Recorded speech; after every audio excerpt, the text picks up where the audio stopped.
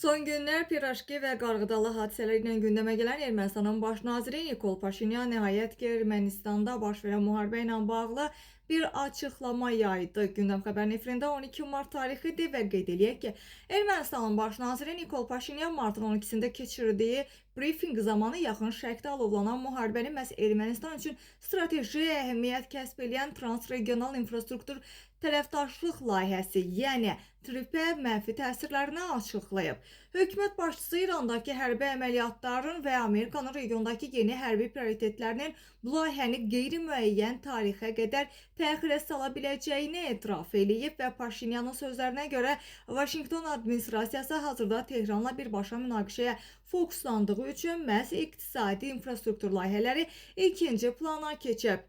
Paşinyan qeyd eləyib ki, Ağ Ev hazırda diqqətini İranda Blitzkrieg cəhdləri, enerji bazalarındakı şoklar və hərbi əməliyyatların gündəlik 1,8 milyard dollarlıq xərclərinə yönəldib.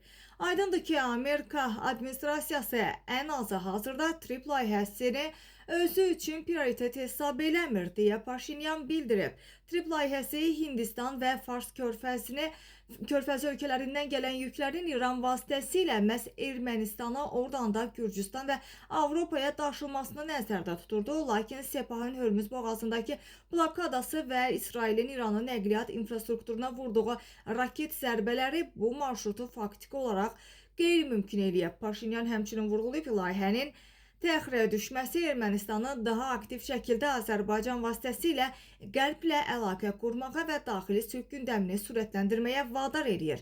O, Ermənistanın Naxçıvan əlaqələrini təmin etməyə hazır olduğunu bir daha xatırladaraq Zəngəzur dəhlizi ətrafında müzakirələrin regional müharibə fonunda yeni bir məna qazandığını vurğulayıb.